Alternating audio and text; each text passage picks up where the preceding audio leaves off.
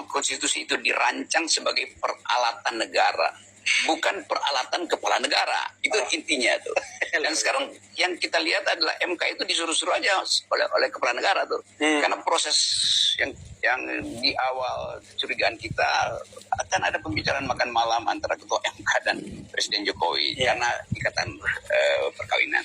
Itu buruknya tuh. Dan kita ingin ingatkan bahwa MK jangan sampai di akhir masa jabatannya itu dinilai atau diingat sebagai perusak demokrasi itu.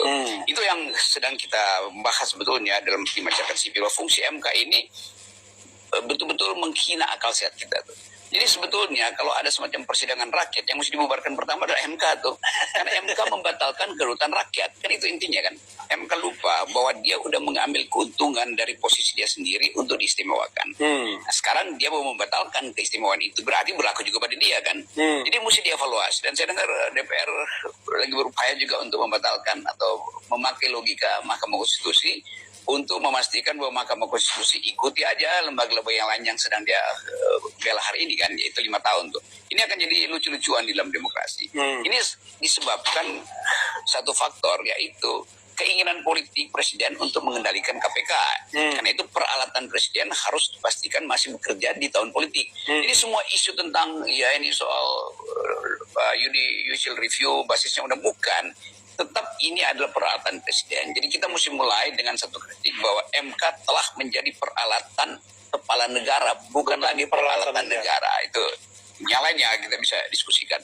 Tapi yang inti sekarang rakyat mesti tahu bahwa termasuk bocoran atau semacam analisis dari awal bahwa MK pasti akan meloloskan soal sistem pemilu itu, dan itu memang bukan wilayah MK. Tetapi karena ini pesanan politik untuk memungkinkan Presiden Jokowi regain political power dia itu, hanya ini caranya tuh, supaya nanti masih ada kerusuhan sedikit, ada basa-basi, ada kasak-kusuk, dan partai-partai yang sebetulnya potensial untuk beroposisi juga bisa dibajak oleh pemerintah. Keinginan DPR untuk meneruskan posisi dia tanpa ada pemilu itu menguntungkan secara material, gajinya nggak berubah tuh. Jadi semua ini adalah permainan yang kotor, dan itu yang merusak demokrasi. Yang belum selesai kegelisahan Presiden Jokowi, kan itu dasarnya kan. Jadi selama Presiden tidak legowo dan menganggap bahwa dia berhak untuk jadi kingmaker pada semua kesempatan politik, itu menunjukkan dia gelisah sebetulnya. Kan Pak Jokowi udah kasih endorse pada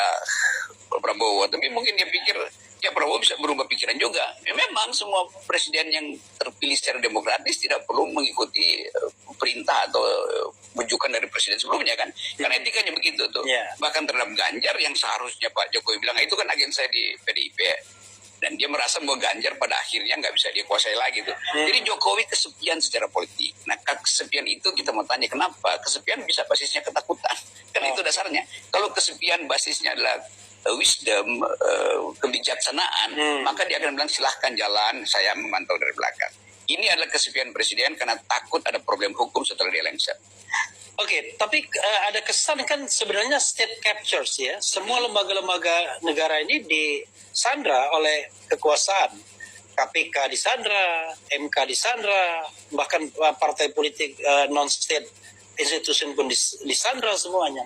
Lalu tiba-tiba kok kekuasaannya takut sendiri gitu. Jadi dia menguasai semua institusi, dia mengambil alih semua wacana. Tetapi kok dia merasa dia takut sendiri, akhirnya gimana? Kalau kelihatannya dia merasa bahwa ada kepura-puraan dari orang yang dia sandra. Jadi sebetulnya menyandra itu kan harus ada bukti bahwa kekuasaan penyandra itu ada di atas kekuasaan yang tersandra. Nah, sekarang itu sama seperti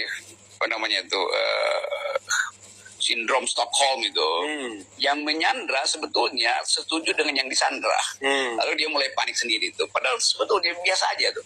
Nah, keadaan ini yang menunjukkan di dalam banyak analisis Jokowi tetap takut. Dia sebagai penyandra, tapi dia takut disandra balik ketika kekuasaan berubah.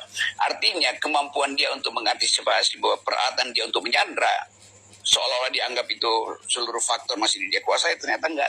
Jadi grip atau grab Presiden Jokowi terhadap permainan politik yang dia rancang sendiri hilang di tengah jalan. Dan kita tahu bahwa dia nggak bakal diapa-apain, tapi justru kalau dia masih cawe-cawe dia bakal diapa-apain. Kan terlihat semakin Jokowi ingin mengendalikan politik, semakin orang tahu berarti ada problem tuh. Kalau dia legowo tadi ya orang anggap akan ada persoalan bangsa ini bangsa. Maaf, tetapi di dalam pikiran Jokowi nggak mungkin itu terjadi karena perubahan politik bisa berjalan di luar yang dia bayangkan.